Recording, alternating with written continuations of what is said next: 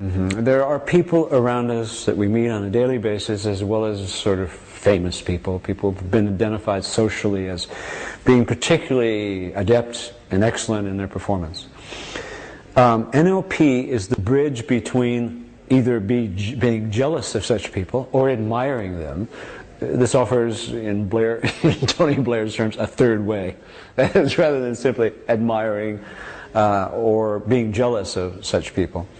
It gives you a specific set of strategies to unconsciously assimilate precisely the differences that make a difference between this genius, let's say, and a average performer in the same niche.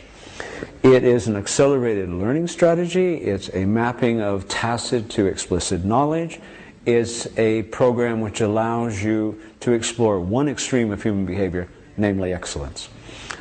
Side comment, I have been astonished since I first learned about this thing called psychology that its focus is on average performance.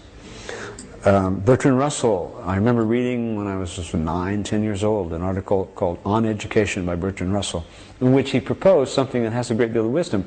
The structure of the educational system, even today, 2003, is closely allied with the structure of the industrial work context.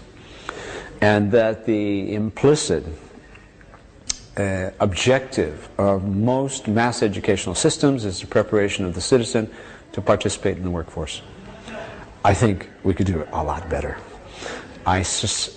From my own point of view, we're living in the age of the accountant, the age of the left brain, and that for historical rebalancing purposes, some set of strategies, NLP is an example of this set, some set of strategies which restore the recognition of and the active deployment of unconscious processes as an essential ingredient in learning would serve very well to restore some kind of balance. We are in an age of imbalance at this point in favor of the so-called dominant hemisphere. So, NLP then, in summary, in its heart, in its core activity, is the modeling of excellence, which includes a phase of unconscious assimilation in which you suspend all attempts, conscious processes, all attempts to make meaning out of your experience in favor of registering it with macro or micro muscle movements and imitating the behaviors, which are the behaviors that make the difference between the genius and the average, in parallel contexts until you can produce in your behavior and evoke from your group the same responses in with the same quality, roughly the same time frame. That's criteria. Until you achieve that criteria, you remain unconscious and imitative. When you achieve that criteria, then click, you switch on all these analytic competencies, all the conscious processes which you work so hard at university and other places to develop.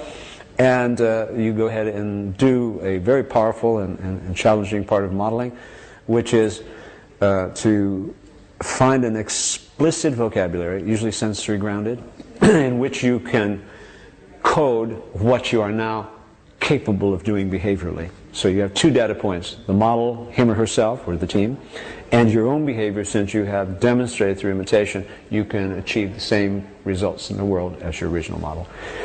Of course, NLP for 99% of the people in the world has nothing to do with what I've just described. It is the utilization of the product of this core process which I've just described. That is, the distinctions between the process of actually modeling excellence and making it explicit, and then its subsequent application after it's been packaged. People like packages. People spend, the majority of people that claim to do NLP are doing NLP application. This is to be applauded. There's lots of creativity in this activity. It's not the core activity. It's capitalizing or exploiting the product of the core activity. That is, the product is an explicit model which then can be applied in multiple contexts if it's well done.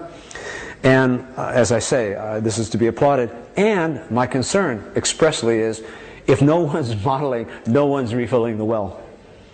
And as you in Western Australia know as well as I do here in London and when I'm in California, it is nearly impossible at this point historically to attend a higher management training, for example, that doesn't consist largely of NLP patterns. whether they're so identified as having that as their source or not. This is fine. I have no difficulty with this. I would prefer they mention the source because it would invite people to explore other dimensions which are not being presented in the workshop. But the fact that it's being so deeply integrated into these advanced courses is to be applauded and greeted with joy, because this is the point. The payoff is the application. Obviously, my agenda, which is not very secret, is to recruit people who will engage in the modeling processes.